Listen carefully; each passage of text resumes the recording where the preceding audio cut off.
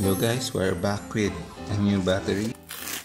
So today po, ang titignan naman natin ay yung Calb 100 amp hour na battery.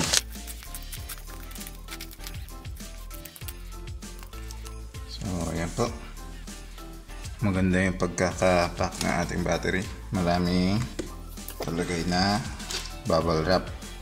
So ang kasama po sa package ay yung 4 na cells natin at bus bars.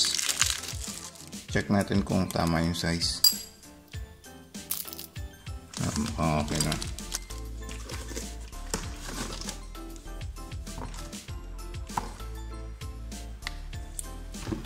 Ganda. 100 amp hour.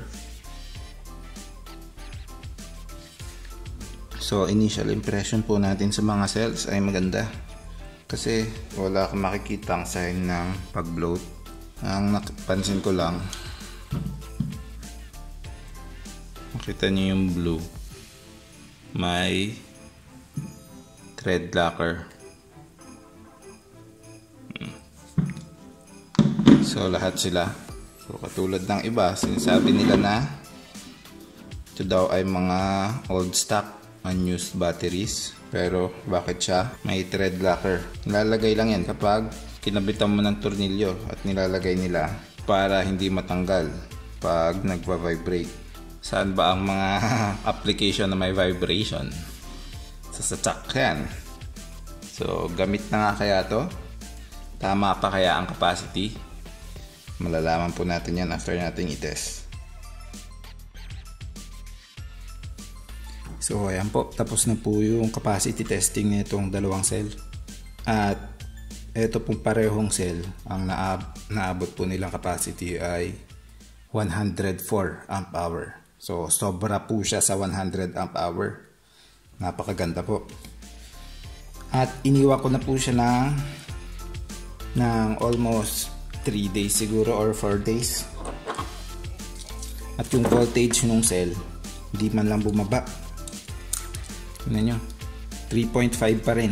Usually yung mga cells na tinitest natin, after mo i-full charge to 3.6, bumababa yan ng 3.4 hanggang 3.3. Eto, ilang araw na 3.5 pa rin. So hindi ko ina-expect na ganun kaganda itong mga Calb na batteries. Ngayon i-check natin yung internal resistance nila. Mahirap i-test ng tinutusok lang.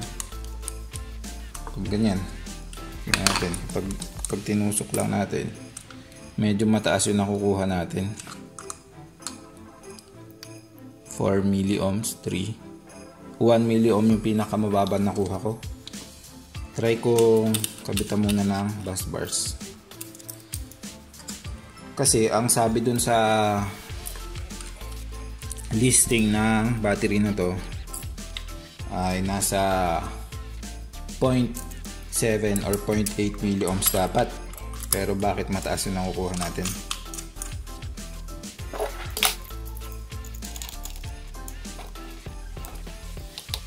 Pag naghihigpit kayo ng ganito, huwag nyo masyado higpitan. Kasi may strip nyo yung threads ng battery nyo. Gawa lang yan sa aluminum and copper. Malambot lang yan. Tingnan natin kung magbabago.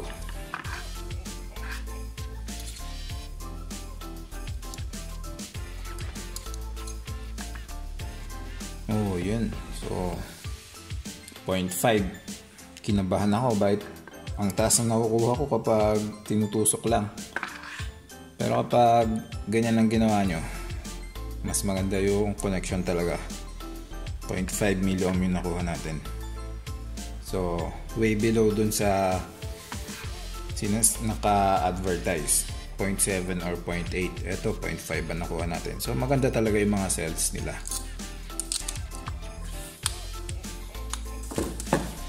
So yun po.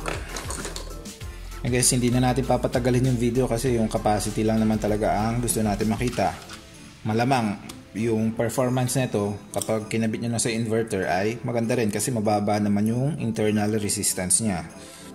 So yun po, yung CAB na batteries natin hindi bloated, maganda po, sobra pa ang capacity 104 amp hour at tama naman ang internal resistance. Nung binili ko to 6,500 pesos, pero ngayon nagtaas na ulit yung presyo niya, naging 7,500 na.